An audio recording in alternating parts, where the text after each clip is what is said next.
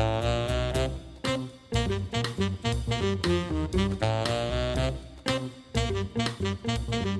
right, Charlie, welcome, man. Welcome to the podcast. Welcome to the show.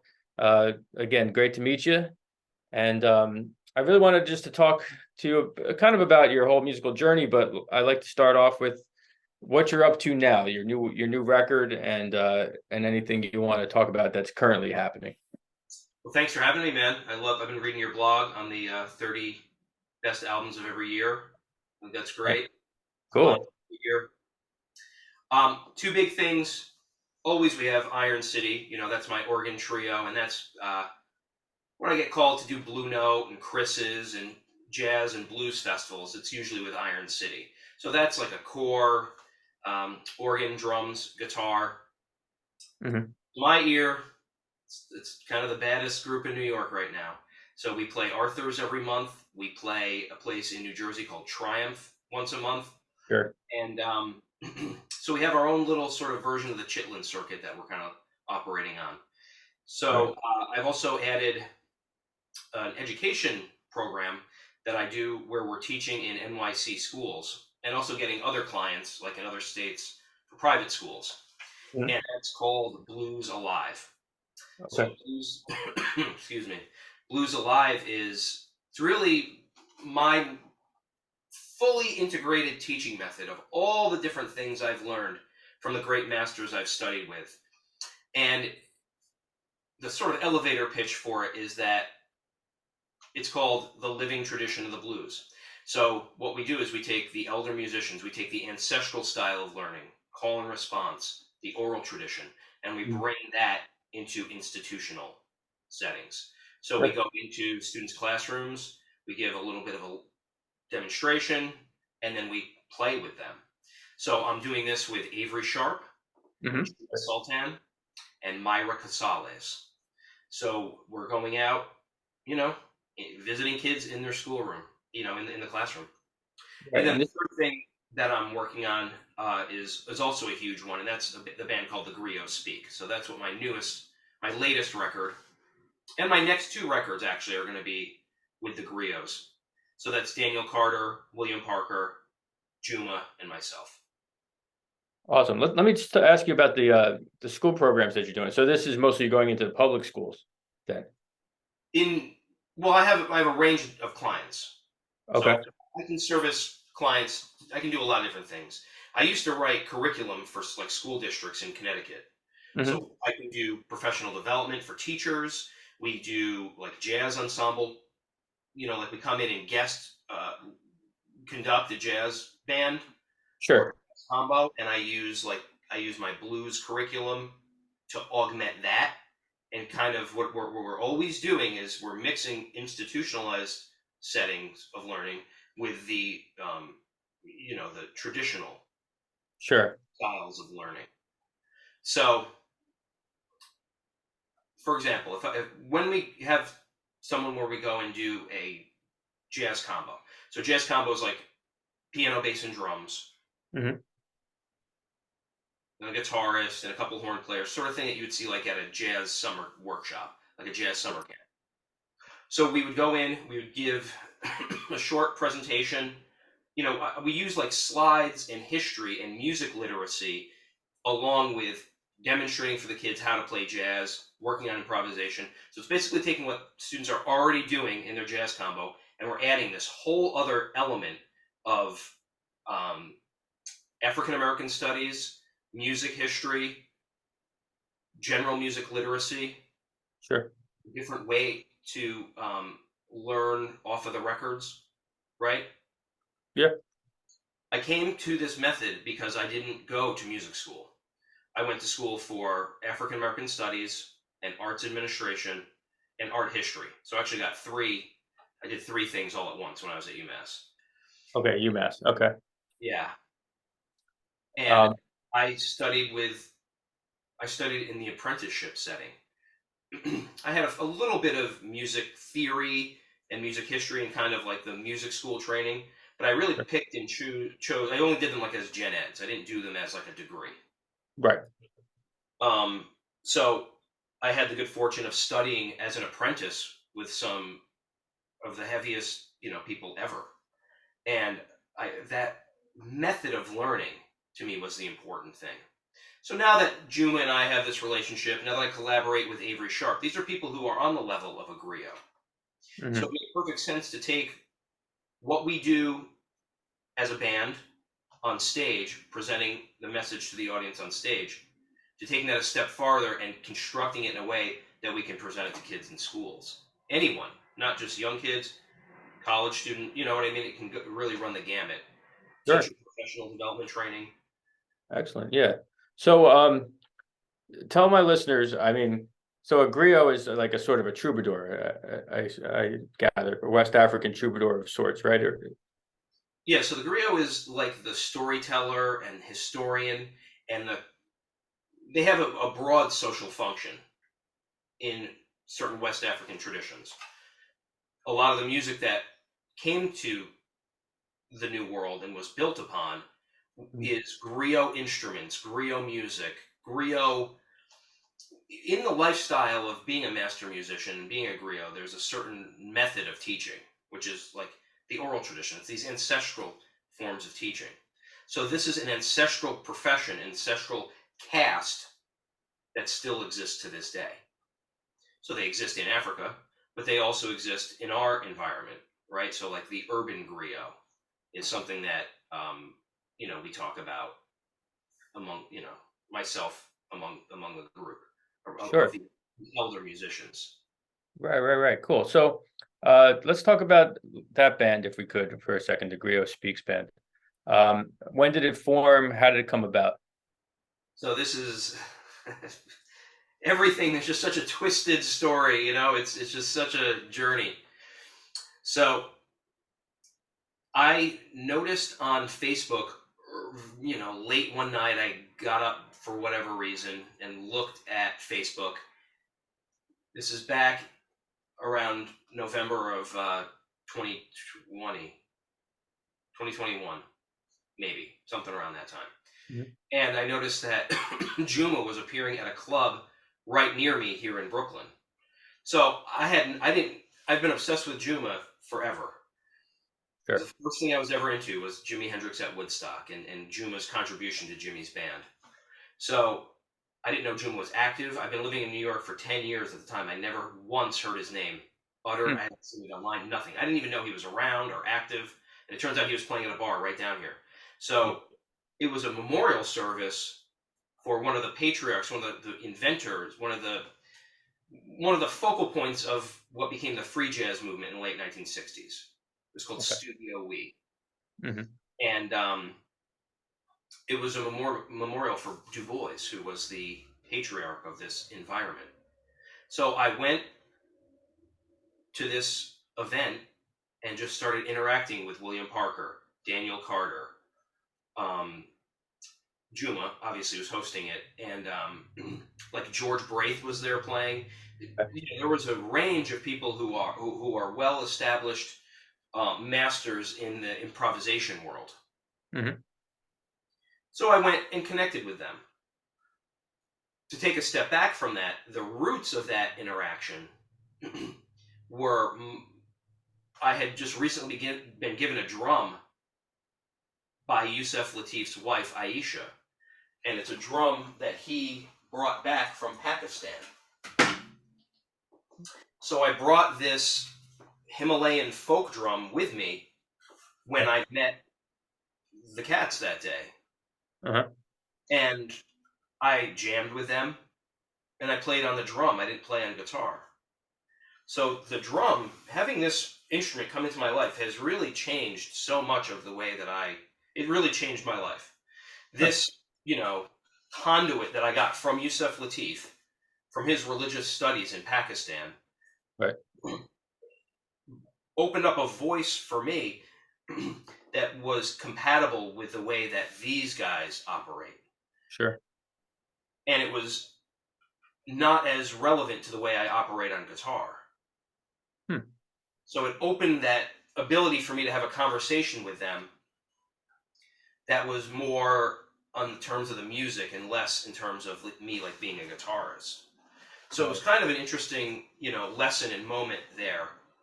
It turns out they always want me to play guitar, Yeah, yeah. right? Because I don't love playing guitar with them all the time because I'm too strong a guitarist. It's too overpowering. It's too, I'm used to playing in the driving Iron City hard bop organ Sure. thing, and the music that we play in the griots is much more nuanced and delicate. So the ability for me to play a drum with just one or two voices on the drum, I play all these different shakers, Mhm. all instruments that I get from people who import from Nepal and Tibet. Interesting. Okay. The instruments that I'm interested in are Himalayan folk instruments, which is why on the cover of the record I used a carved mandala. Right. It's like this beautiful rose. It's like a big doorway that somebody carved in Nepal. Yeah, yeah. So we use that for the imagery. It has no real religious significance for me, but more of a philosophical and sort of a grounding presence in my life. Very interesting. Yeah. So, what was your connection to Yusef Lateef? Yusef was my first music teacher Wow. Privately or through institution or? at UMass. Oh, okay. But So when I only started playing guitar 6 months before I went to UMass, so I wasn't a musician at the time. I desperately wanted to be. So I immediately started studying African American studies. I started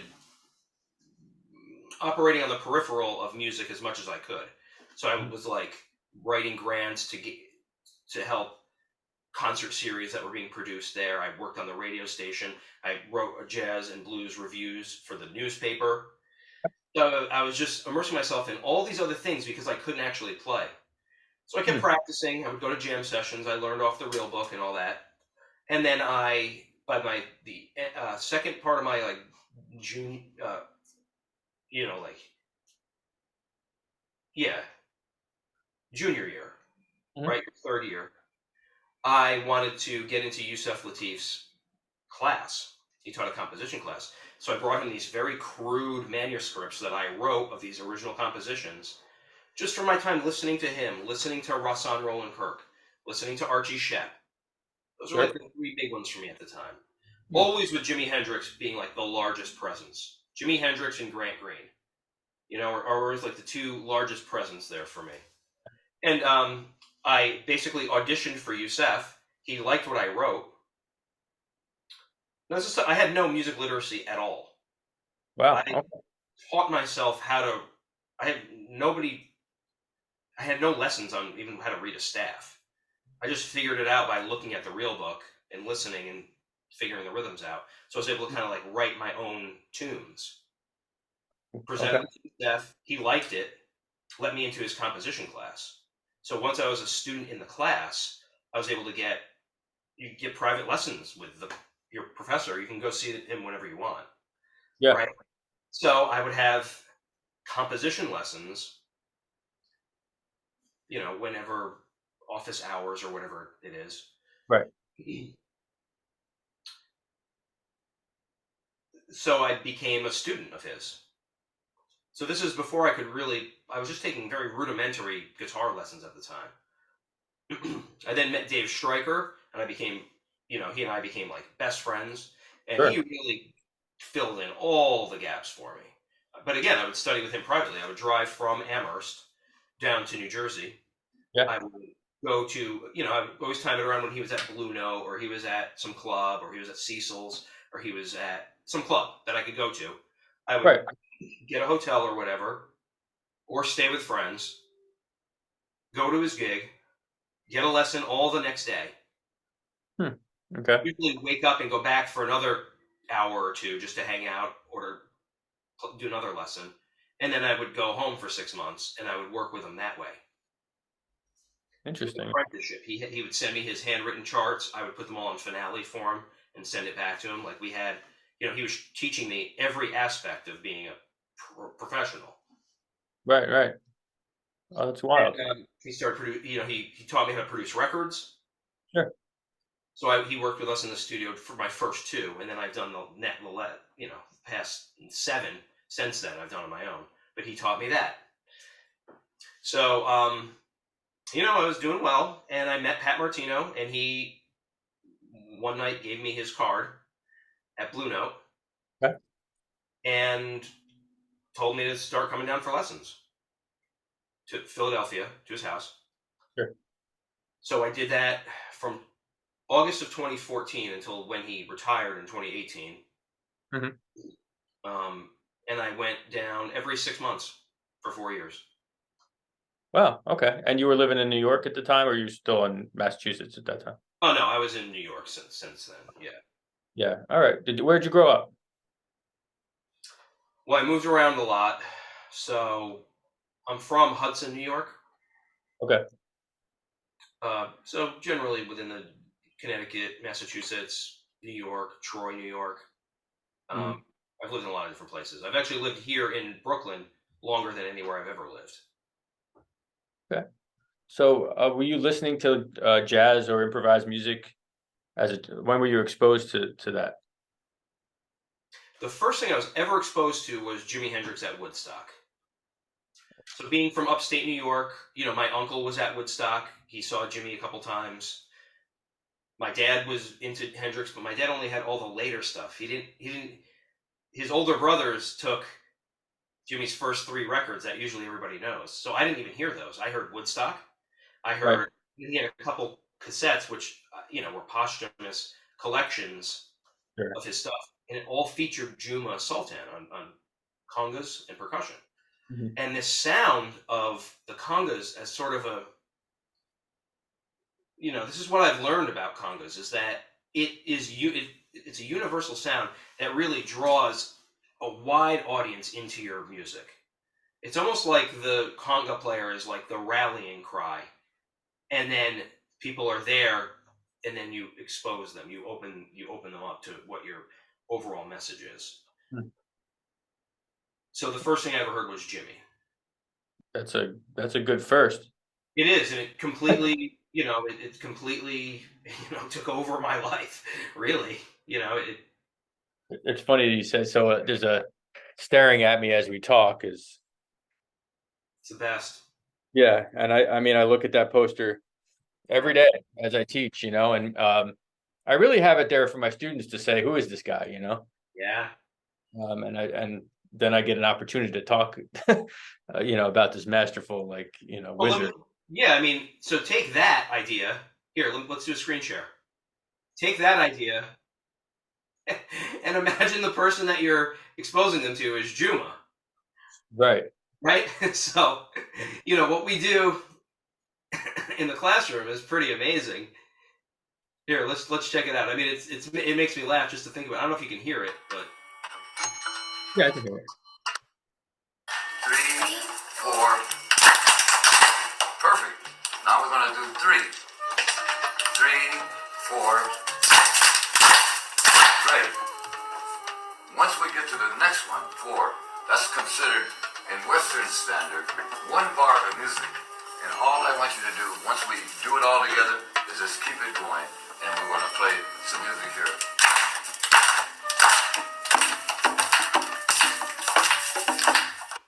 So there you go. So that's that's what, for me, it's taking that stuff that I learned, the way I learned it, and bringing it where the people are.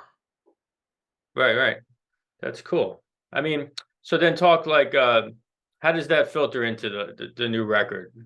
And if you could just talk about the process of the new record, because you were kind enough to share with me an advanced copy of it, and I loved it. My only thing that was challenging for me was having to stop each track and start it up again, because it's like it was individual tracks, and it really it sounds like something that really needs to be listened to, complete. Wow, I'm so happy to hear you say that, because part 2 is uncut. So we had so much material that day. I actually made 2 records. So one of them I'm just hanging on to until next year. Part 2 is just an entire 40-minute chunk with no edits at all. Cool. I like it. Yeah. It's like it's in a silent way. It's side A and side B of vinyl. I want to release it on vinyl only. It's mastered for vinyl. It's the right, length, duration for the two sides of vinyl record. And so we're already talking about the next record. The next record is called Call to Action, Call to Prayer. It's more descriptive of what goes on in the studio, but it's far less accessible. Just in the sense that it's just a continuous improvisation with no breaks. So what you're hearing on this record, Destiny Calling, is I took our improvisations and I just trimmed the beginning and end of these long 30 to 40 minute events so it sounds like a song, right? Wow. Okay, cool. Yeah. So there are no edits. Well, there's no overdubs. Okay, it's just taking chunks out and moving stuff closer together. So there's edits, there's like cuts. Right. I understand. Yeah, that's clear. Everything you're hearing on the record, it's continuous. So like every track, that is the beginning of what happened and the end of what happened. It just wasn't like that abrupt. Right. Okay. That makes sense. Yeah. There's one place, and I probably wouldn't even be able to find it, where I had to take William Parker's bass line and repeat it for a couple bars until the whole thing settled. So in that sense, I guess that's kind of an overdub. It's just kind of compressing everything, so it. Sure. Yeah. Right. So I can tell you how it works. And the very first thing on the record is the very first thing we did when the microphone's turned on, and the very last is the very last. Gotcha. It's generally in exact order. There might be one or two things moved, but it's generally that's what happened the first thing that day and the last. I extracted a whole chunk out of the middle that became a second record. Right. But all done in one day. All done within 4 hours. Wild. Okay. It was a continuous 4-hour performance event. Wow. And so completely improvised, or was there some written material for it? Well, okay, so I wrote. It sounds like there's themes. None of them actually made it into the record. Wow. Okay. One tune, Sparks, is a tune I wrote. That's the title of my first record. So the last track on there is an actual tune. All of the sketches that I wrote in the days leading up to the recording, I only shared it with the pianist when we got there, with the keyboard, with the organist, Brad Whiteley. He's the only one who knew I wrote anything down. So I just threw these, couple bars, sketches. I threw 5 of them at him, just, and I would start playing it, and I would show him where I was on the page, and he would start playing a version of it, and we would see what happens. Oftentimes, 90% of what I played in the record, I just deleted. Wow. Okay. So most of what, there's very little of guitar on the record. Yeah, I was going to ask you. I mean, it's definitely not a showcase of your talents. It's a musical experience much more than a display of somebody's ability. Well, yeah, I'm not interested in that at all. So I don't. Even people I love very much, all their records are identical. They all sound exactly the same. You can play fast or whatever. None of my records sound like that. You know what I mean? My records, you can drop the needle on any one of my 9 records and you'll know immediately what tune it is. Nothing sounds the same over 9 records that it did on any other part of any other record. And I really pride myself in that. I write tunes very specifically so they're contained, right? When you come to a situation where you're playing with Juma and William Parker and Daniel as the griots, the 4 of us as the griots, but I'm also playing with Iron City simultaneously. So I'm actually playing in the middle of 2 different trios on this record. So really all I'm doing on the record is some version of conducting. Right. Okay. What I'm playing on the guitar is just information to just keep the thing happening. Right. Because I know what William sounds like, I know what Juma sounds like, I know what Daniel sounds like, and then I know what my guys are capable of. So I'm basically just I'm just kind of like subconsciously veering them into these directions that now we're playing behind Daniel, now we're playing behind Juma, now we're playing behind William. Right? And it's and the sort of the soloist is always like flowing, right? Right. So Yeah. Juma says that he calls that running. One time he told me, he said it's all right to run. I was playing the drum and I was laying it down underneath something he was playing, and he said it's all right to run, which means he'll take it now and I can solo, basically. Mhm.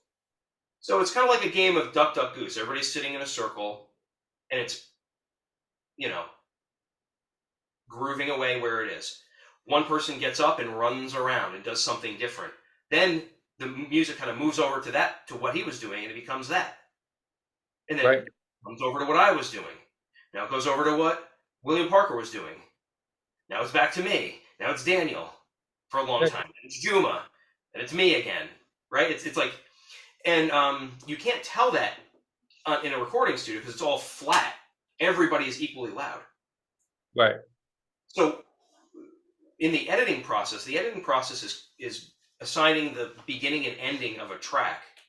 It's also making everybody of the six of us louder or quieter. So it's a constant recipe where I'm flipping the two people who are soloing and the four people who are accompanying. Right. So it's almost as if you're using the editing process as an arranging process. Well, it's not an arranging process. I remember I had to do it the next day, so I remembered what happened. Okay, fair. It's not an arranging process. I knew we know what's going on. Sure. You know what I mean? But you can't deliver that in a recording studio because everything is flat. There's no space between anyone. It's an it's a false way to present what it is we're actually doing. So I very quickly start editing. Like that was on Sunday. The next morning, I was back in the studio, and I was already like, okay, on this tune, William started this thing, and then Daniel picked it up, and then me and Brad were here. Like I had to go and like put it back in the right order in terms of who was louder and quieter. And I had to do that quickly before I forgot. Wow. That's a really unique way of doing it, man.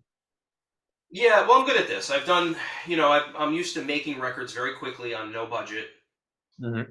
You know what I mean? I make all my records on just what I can scrape by from my restaurant gigs. Yeah, So right. it's all done in my head, the weeks leading up to it. I just need to go in, have somebody capture it, and then be very quick on the computer later. Okay, so all that work was done by you. You didn't have a producer helping you with that. You did it all. Well, the engineer in Brooklyn did a good job, but he recorded it. But the person my real collaborator is Chris Soulet at Trading 8 Studios. He's an incredibly facile, on the computer, on Pro Tools, I guess it's called, right? So, and he's he's engineered every one of my records. So he and I have great, we basically grew up together with Dave Stryker, kind of training us both, Yeah, yeah. Chris has won Grammys already and everything. I mean, he's like the top guy. So he and I have an ability to work together. So I know what's possible. So I knew in the studio what I was getting, and I knew what he and I could do with it later, which is what made sense, how it made sense. This record could be like Bitches Brew 2 if we cut it up and then, like what you were saying, arrange it. You could do that with it. I don't have the money for that. I would do it if I could sit around for a week and work on it, or two. That would take like 2 months to do that. Right.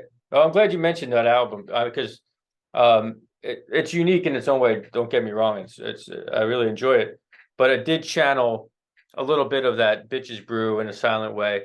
If I had to categorize it or at least explain it to somebody, what's the record like? I would maybe use that as a possible example, although it's not that, of course, but there is elements of that sound in what you're doing, it seems. I think that's a huge compliment. Daniel Carter and I, we mostly talk about Miles Davis.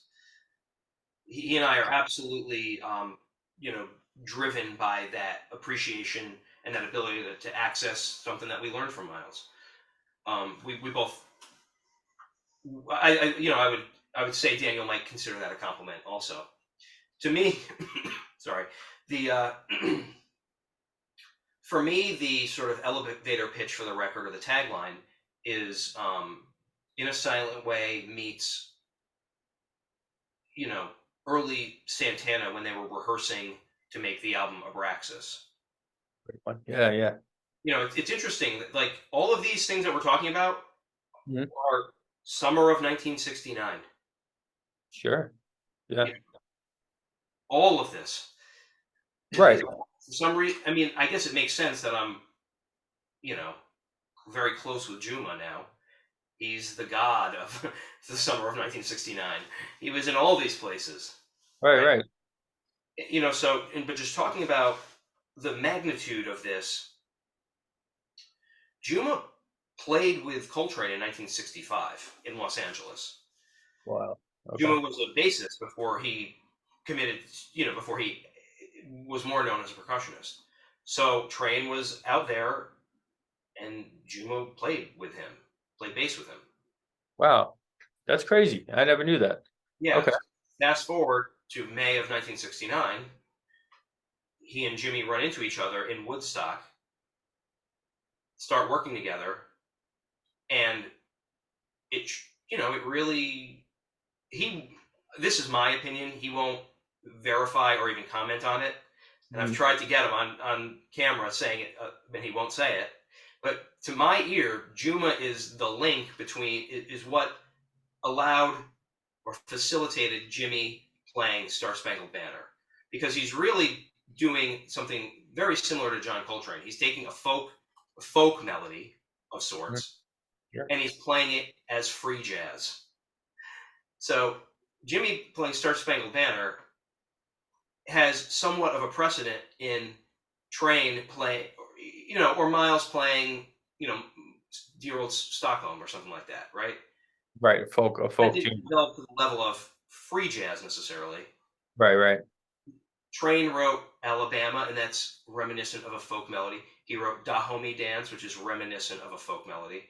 The way he applied My Favorite Things is in this sort of informed by a folk presentation. Green Sleeves is another example. He did Afro Blue. I mean, the list is exhaustive, right? But sure. On the surface, what is it? It's kind of like a half-notey sort of melody with a very iconic lyrics presented in a free jazz setting. That's what Jimmy did with Star Spangled Banner. In my opinion. Yeah, I mean, it's funny. That's a good man. Their history there is amazing, right? And I was just talking to my class yesterday about this. We were listening to I don't know if you're aware of this recording. It's a little off topic, but Jose Feliciano played Star Spangled Banner. Oh gosh, I want to say 63 at the World Series Game 5, and it was this major event in which he reinterpreted the song, and he got a lot of flack for it, and was actually banned from American radio for some time, or from some stations, because how dare you mess with this, the national anthem. All he did was Jimmy reinterpret took a lot of heat for it. Jimmy took heat that today a person would get canceled for, and death threats, and he'd be the topic of some political speech. Yeah. You know what I mean? He would be, so he took fire for something, but it was a nuanced presentation. He wasn't, first of all, he said, we don't have to go into the whole thing. I can talk about him forever. Go ahead. Go for it. In an earlier period, when Jimmy would burn his guitar, there was showmanship. He would destroy the guitar. He would destroy the amps. He would have a physical outburst on stage, right? Which was somewhat the fashion of the time, right? So like the Who would Oh, do that sure. sort of thing. Became cliche. But in some ways, it was Jimmy's earlier musical abilities and musical capacity, and he was sort of acting out physically. Lo and behold, he starts working with Juma. Suddenly he channels all that energy and all that sort of destructive, powerful force. Right. Very musical now with Star Spangled Banner. He channels his youthful exuberance, his fury. He uses his just like Train used his empathy for Alabama is about the bombing, which it was just the 50th anniversary of Yes. about 2 weeks ago. Birmingham, Alabama, right. Mm-hmm. The church bombing, Yes. right? So Alabama was his response to that. Correct. Jimmy's response was of the current political situation, maybe Vietnam included. But Jimmy was in he was in the Army. He was a paratrooper in the Army. Yeah. Mm-hmm. He and Billy Cox were in the Army together. Billy Cox was the bassist. Right. At Woodstock. They were playing with Larry Lee, who is an absolute top-tier virtuoso, who just got back from Vietnam and had almost died from being hit with shrapnel from a bomb. So the core of the group, Jimmy, the other guitarist, and the bassist, were all veterans, right? Yeah, that's incredible that you point that out. I don't think many people will realize the significance of that. That's Well, really... a lot of people don't realize. Yeah, I could go on with. I think about this stuff a lot, and now I'm hanging out with people who were it. So it's kind of it's on the top of my mind. It's been on the top of my mind for since I was 18 or 17 or whatever it is. Sure. Similarly, John Coltrane was a veteran of the civil rights, or was a veteran of being black. Right, and he was in the military. He's a Navy guy. Coltrane. He was yeah, of course. But I'm talking about if you make that comparison between, if Jimmy's is like a comment on the Vietnam experience, right, and Coltrane's is a comment on the Alabama church bombing experience, Coltrane was a veteran of that experience. Right.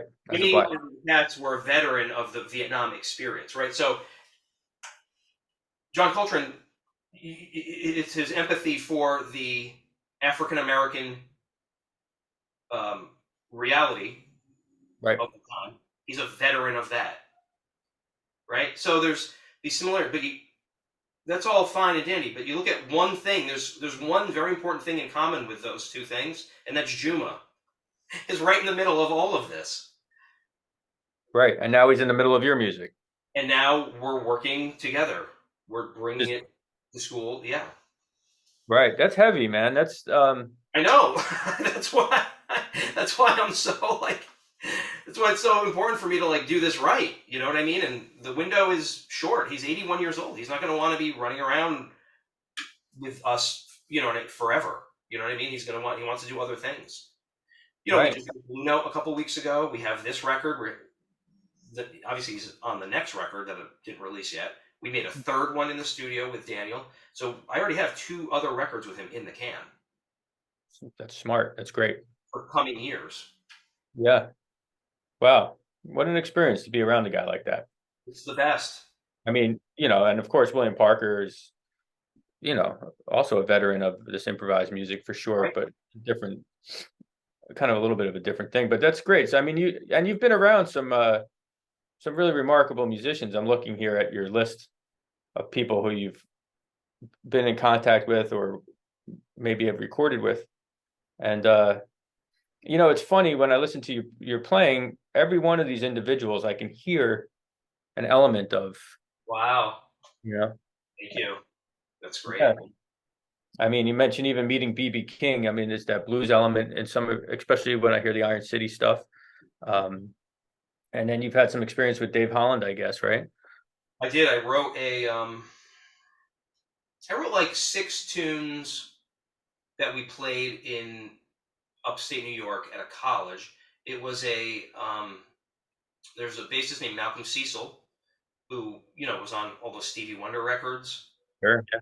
He was a innovator of the Moog synthesizer, and he was retiring, and he and Dave Holland are good friends from even when they lived in like London as kids or whatever. Right. They lived upstate. I was asked to come up and be a part of this, and I arranged like Amazing Grace, and then like 4 Ellington tunes. I think we did one of my own too. One of my own compositions too. Mm-hmm. It was all. He's great. He's good. Yeah. Great guy to play with. I'll tell you that. Yeah, I mean, and and then you think about the connection to him with Miles, especially around the time of the music. Yeah, he signed my uncle's copy of Bitches Brew for me. Yeah, so I mean, Holland to me is he's a wizard. He's just he's as good. He's great. He's good to play with. It was, he's a good bass player. There's no question. Yeah, but just a great musician as well. And he's and similarly, I think even with his bands, like he really, and it's kind of a similar way in which you're kind of describing. He and what Miles kind of did too. He really utilized the musicians that he had, and it's like the musicians he used for certain projects. Really, those projects were somewhat geared towards those musicians.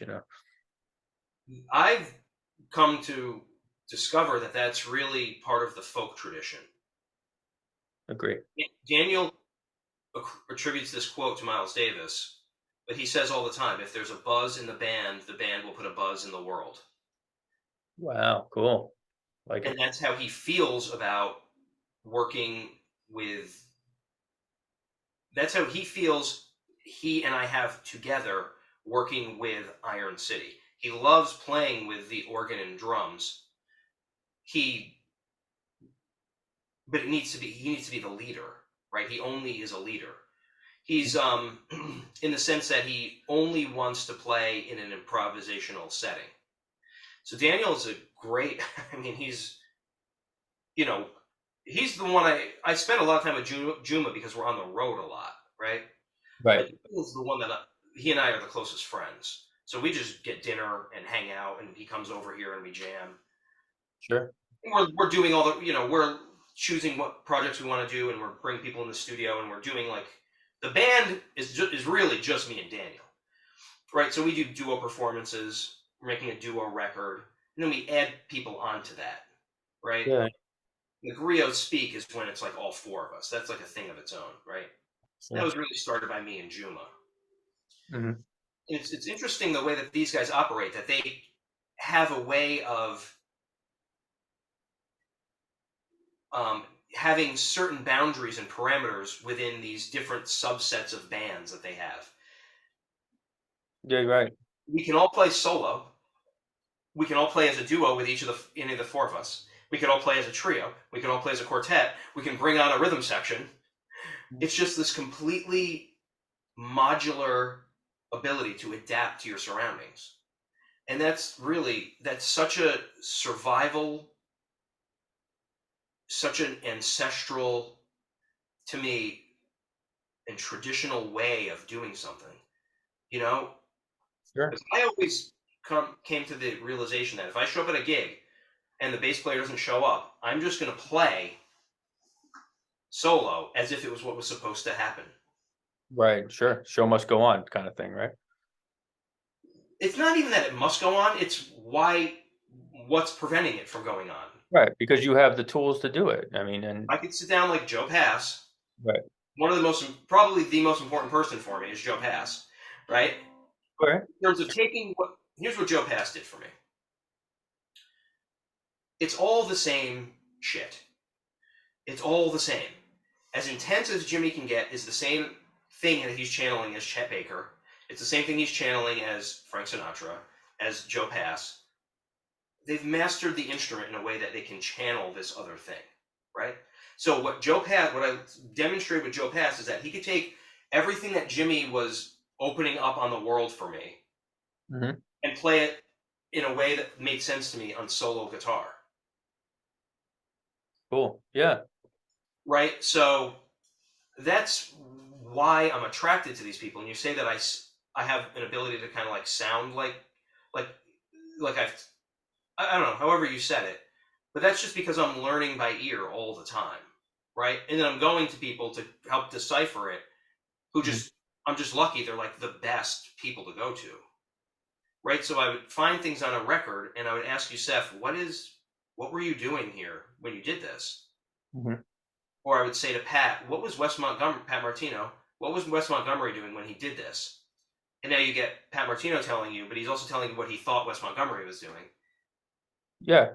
Right. It's a very deep way of, because I don't have like this huge ability to play guitar. I can Hmm. pretty much only do the one thing. So I had to pick the one thing that was going to get me the most, that I loved the most, which was straight ahead jazz. I can't play Jimi Hendrix licks. I don't know any Led Zeppelin songs. I don't know any guitar stuff at all. I know nothing. I don't know how to do any Right. Chuck Berry. I just know how to play like. Well, that's interesting because it seems like yeah, it seems like your musical being that you came to the guitar later in life, you didn't do the traditional guitar lesson type thing like at a music school, like what I do every single day, teaching kids songs that I think they should know, or here's a Led Zeppelin lick, you might dig this. Here's the it really kind of it seems to almost have shaped you into a certain I don't like that, so I never did that, and I'm not interested in that. yeah, that's I love cool. Led Zeppelin, but I don't. It's I have no interest in sitting here and playing like Led Zeppelin. Right, right, and I respect that. Like, granted, I love Led Zeppelin. The Iron City's last record was called Groove Machine. Right, There's tunes on there that I had started when I was working with Yusef Lateef. Some of the sketches I told you made sure. it. Finally, 15 years later, I finally figured out how to put them into a tune so they make sense. So there's several tunes that I wrote on that record, which is just splattered with all this stuff I worked on when I was studying with Archie Shepp and Yusef Lateef and John Blake in Mhm. that earlier setting. I was listening at the time. I was listening to um, "Presence" by Led Zeppelin, Great and one. the Wayne Shorter, those 4 or 5 Blue Note records of Wayne Shorter. So that record, all the tunes I wrote ended up sounding like Wayne Shorter, like Led Zeppelin versions of Wayne Shorter. Wow. Okay. No, I don't. But you got to understand, it's like the notes that they're playing. It's not the aesthetic. I don't use any pedals on my guitar. It's not all guitar heavy. Sure. It's the way that a person composes. I only compose for acoustic jazz ensemble. It's the only thing I'm interested in. I'm not interested in wah wah pedal and Mhm. stuff. Right. I'm interested in the way that this old guitar sounds acoustically, and then what instruments blend with it to allow the guitar to sound the best. Just like Wes Montgomery, like an old Wes Montgomery record or a Johnny Smith record. Yeah, Johnny Smith's, yeah, he's a great one. Sure. So that's really what my aesthetic is. My aesthetic has no. I could not dislike rock music more. Hmm. Like I don't know anything about. I know who all the guys are and the guitar stuff, but I don't know about bands. Yeah, that's really unique and interesting. I mean, there's another guy I know I don't want to mention, but a very good guitar player lives in my area. And I'll call him up and I say, hey, because I do like I'm almost a little different in the sense that I partially just out of survival, I play in a lot of different styles and I play in the wedding band and Hmm. I'll play a solo guitar gig for, whatever it is. And I have my things that I love to do musically and I have my concepts and my approach, but um, I will sort of I don't want to say prostitute myself, but use my talents, in a way to No, go. everybody does their thing. My skill set coming into it was limited, so I took a narrow path and just put all my energy into it. So I Sure. wasn't exclusive at all in what I was doing on guitar. I just only went for the thing that I was the most interested in. You know, I didn't. In other words, I only ever learned jazz standards. I didn't just learn guitar. I never sat down and just like noodled on guitar to figure out rock stuff or whatever, or guitar stuff. So I don't do what I do as an exclusion of that. I just really didn't have time for that. By the time I was playing guitar, everybody I wanted to play with was playing this stuff. So I didn't have all the stuff when I was a kid playing guitar. I like started playing guitar as an adult to get work with heavy people. You know? Yeah, but it's such a unique path. I mean, I don't know if I'm sure you realize that. Yeah, it was incredibly frustrating and disappointing for the longest time. Now I'm actually good, so it's not frustrating anymore because I can play the way that I am happy with. Right. So it's not like a constant burden that I'm so far behind my peers. Sure. But Pat Martino told me, don't do anything. Pat was very concerned with me being a band leader, and he said he never wanted to be a sideman. He only ever wanted to be a leader, even when he was a kid, playing as a virtuoso with these older great musicians. He said he got something else out of that, but it was never his goal. His goal was always to make his own records as a band leader. And he said, do not treat this like a craft. It's not a craft. It's only art. Don't do wedding gigs. Don't learn other styles. Don't do it. Now, he was telling that to me. Probably it was a very specific thing maybe to me. Sure. But there's a universality to it to some degree. It's that I'm getting permission to focus on the thing that, at the very least, he thinks is most important. Yeah. Right? Like, he was giving me permission to take my time and only do just this. Now, I don't know if he had something against wedding bands and rock music, or if he was just telling me personally. Do you know what I mean? Yeah. No, I do. But in any event, I just, whatever he did, he told me I just do it. So that's what he said. That's what I'll do.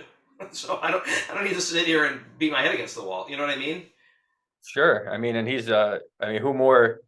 Well, that's such an authoritative statement, and the people who you've studied with and the people you've mentioned as influences and stuff, it sounds like, they all did have a very specific, and I don't want to say it wasn't narrow, but a specific stylistic element, a specific path, a definitive way of how they wanted to present their music, like a Jimi Hendrix was definitive in the way he played. And Miles Davis certainly, of course, a lot of these guys had to function as sidemen, probably, which is part of the thing. But Yusef Lateef, a Pat Martino, and Archie Shepp. I mean, Dave Holland, William Park. They all have. When you think those names, Yeah. you just think of them as artists. Right. Well, now Avery, I do a lot of stuff with Avery Sharpe. Another one, yeah. In the teaching and in concert. Right. So he's one that's absolutely in every category you mentioned there. But the thing that's important about all these people that I recently kind of put it in these terms is that they're all great storytellers. Fair, yeah. Pat Martino, if you would go to see Pat Martino at Blue Note, it was the Pat Martino story. Yusef Lateef, it was always the Yusef Lateef story. It's the Jimi Hendrix story. Right.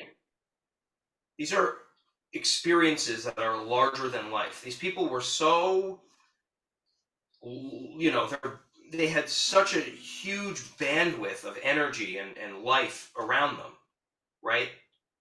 That it wasn't even about, like music was only the best thing that they could use to get this message across.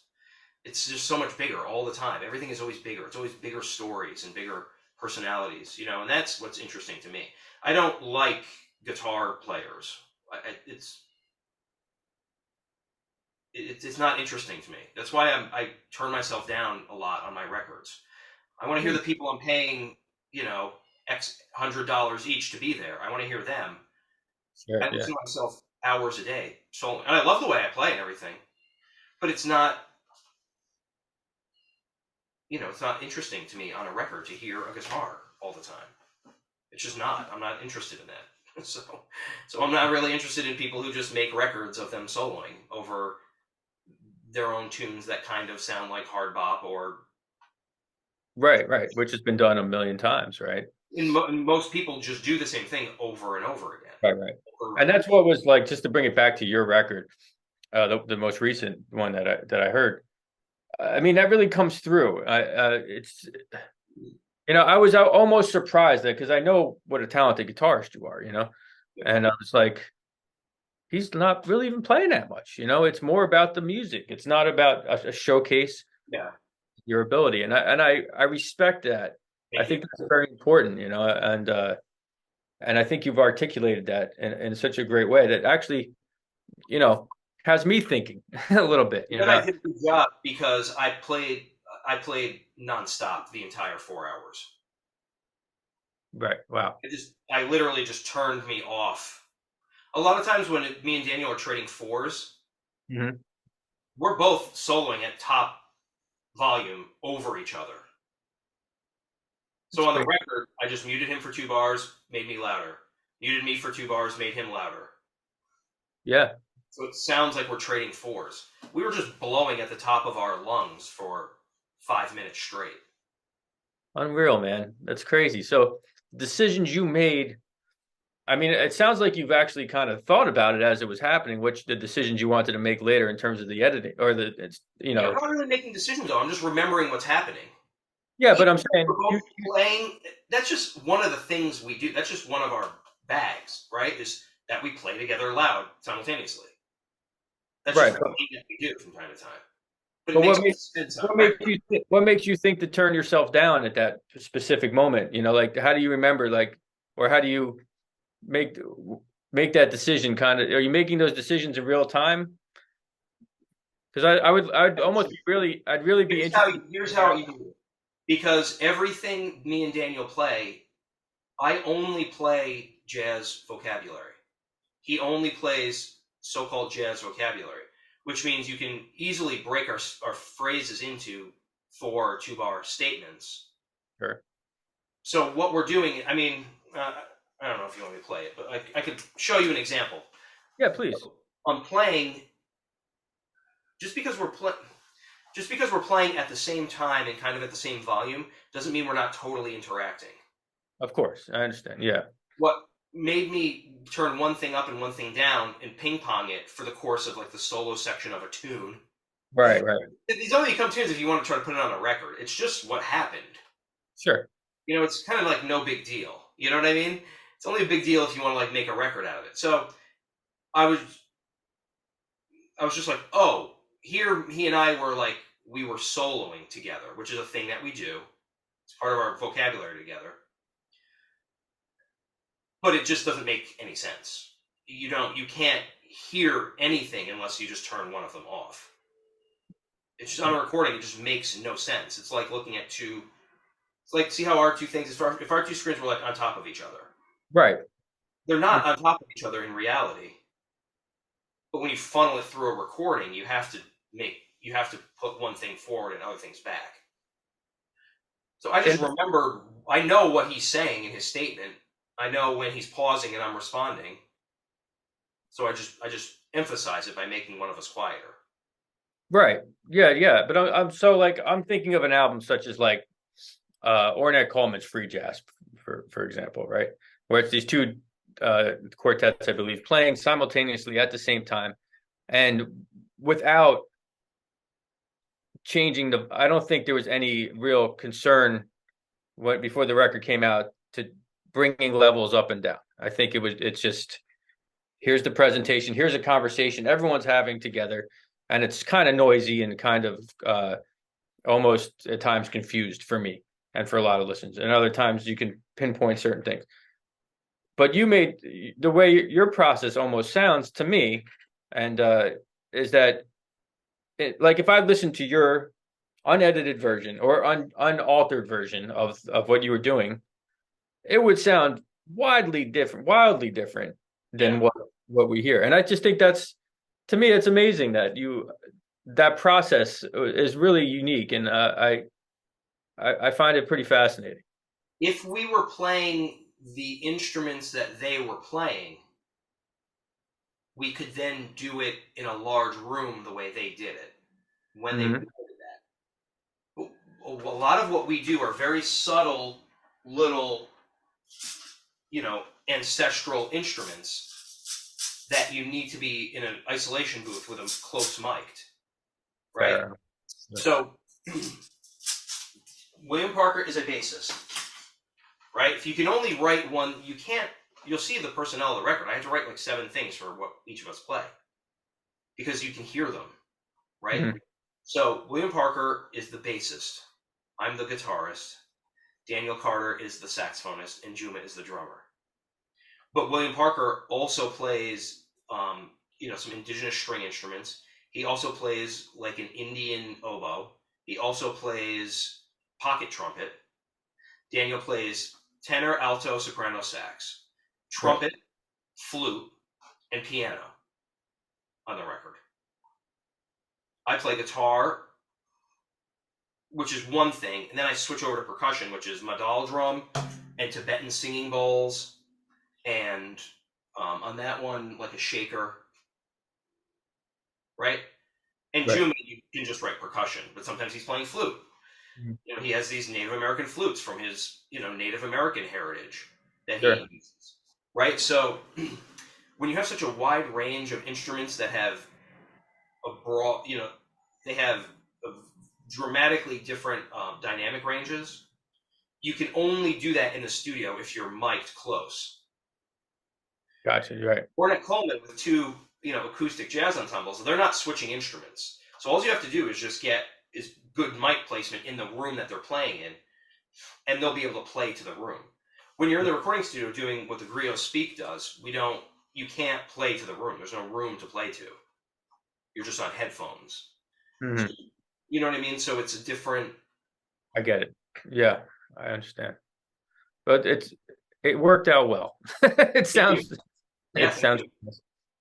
So one other thing, I can't keep you too long because I have to teach some students, but I want to just ask you one other thing that's impressive to me about you and we've never actually physically met, but besides your drive for music, it sounds like you put yourself out there, man, and I think that's cool. Like even I remember getting a phone call from you.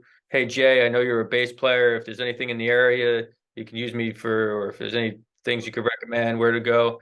And it translates, and I remember you from that. And then like 2 weeks later, I'm playing at the Long Branch Distillery, and Mark, who runs it's like, this guy Charlie, and I said, yeah, use him, man, put him on a gig. So how much of your time is spent thinking about the business aspect, or is it just that you just want to get yourself out there and you just go for it? Daniel and I talk about this a lot. Again, going back to Miles Davis, Daniel loves this idea about Miles's drive to make money. Paper. Daniel calls it paper, right? Like hip hop. I guess he got that from like hip hop. Sure. He calls it making paper. And I said, Miles, or speaking only for myself, I feel like I'm, a small shark in the ocean eating what I kill, basically. So you have to be motivated in order to eat like that, like a predatory animal eats. Sure. You have to be excited by the feeling it gives you when it fills you up. And that's what making money is like. In order to actually progress and explore other parts of the ocean floor, you have to be looking for food. So I'm always looking for food. Right. So the business side of it is incredibly stimulating for me. I love it. And wow. I need to go to a studio. I have 10 hours worth of lessons I took privately with Pat Martino. In those lessons, he's always talking about, I'm a businessman, be a businessman. Charlie, you're a good businessman. This is what you need to do to maintain your integrity. This is how you become how you maintain your artistry as a businessman. Right. So Pat was singularly focused on the business aspect of it too. But what I learned is that it's very fulfilling. It's very stimulating to be good at the business side of it. I love getting a call for a gig. I love charging, I book weddings for string quartets. I love charging the bride $3,000. I really get excited Right. by it. The ability to, the reason my main client is New York City Schools for Blues Alive is they have a lot of money. I charge them a lot, Right. right? I'm not, I Right. know what I'm doing. Like I'm going to them because I wrote a program for them, and then I'm getting paid a lot for it. Yeah. You know? No, So that ability it's very exciting to me to do something that I'm going to get paid a lot for. yeah. No, I understand. Yeah, but it's interesting, even with your own personal stuff, though. You're you're very definitive in this is the way I present my music. I don't like rock and roll, so I'm not going to do it. Which was like to the point I was going to make about my friend, great jazz guitar player. Hey, dude, you want to play a gig? What kind of music is it? Yeah. Yeah, I don't want to do it. I said, but man, it pays like $1,000. No, I don't want to do it. And I was like, to me, I have a family of, I have 3 kids. I'm doing it. You know what I mean? But like, I Well, get. my philosophy with that is, I I've never been in a position where,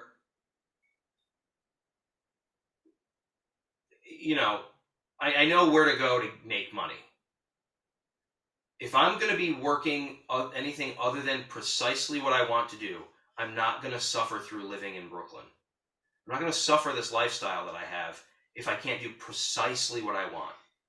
If I can't string it together anymore, I'm going to Right. move to somewhere where it's easier to live, and I'm going to do other things before I moved to New York, I worked in a bank for 10 years. Hmm. I didn't try to teach more lessons. I didn't try to teach more guitar lessons. I tried to keep my money making separate from this. Right. So I have some guitar students. I always have, but it's not really, you know, I'm trying to, if you could be, I'm trying to appeal to a market that has more money somehow. I don't know how that is or why or how to do it. I'm starting to figure it out, but I'm understanding that that's what I'm actually trying to do. I'm coming to terms with the fact that that's what I'm trying to do. I don't want to get a job teaching at, Berkeley or some jazz camp over the summer, sweating all summer so some kid can not learn how to play tune up well enough. Or Right. I'm just not interested in these things that most people are interested in. I'm interested in something different. To me, it's easier to just do it the way that it's easier for me to just do it the way that I think I should be doing it than it is to try to keep somebody else happy when it's not even going to get me enough money anyway. Right. Yeah, I get it. I get it. Cool. All right, so let's bring it back just because I gotta cut this short a little bit. Um, but was a lot of fun for me Thank you, to. man. I love it. I love it. I'm very appreciative. So thank you for having me. Oh, it's my pleasure. And I'm gonna when I get to my Hendrix on my 30 for 30, you might be getting a call because it sounds like Sure. you're the guy. But so tell the listeners when they can expect the record, how they can get it, and any performances or anything else you want them to know. So it's ironcity.nyc/griot. Griots, I guess it is. So that's the Griots Speak. It's on Origin. Mhm. So just slide down here. You can order it there. You can click on this button. I put together a nice little, another little video here. This is me and Juma and Daniel kind of talking in the studio, and it's intercut with here. This one's really cool. Actually, I'm not getting the video. It says you started the screen share, but nothing's coming up. So if you go to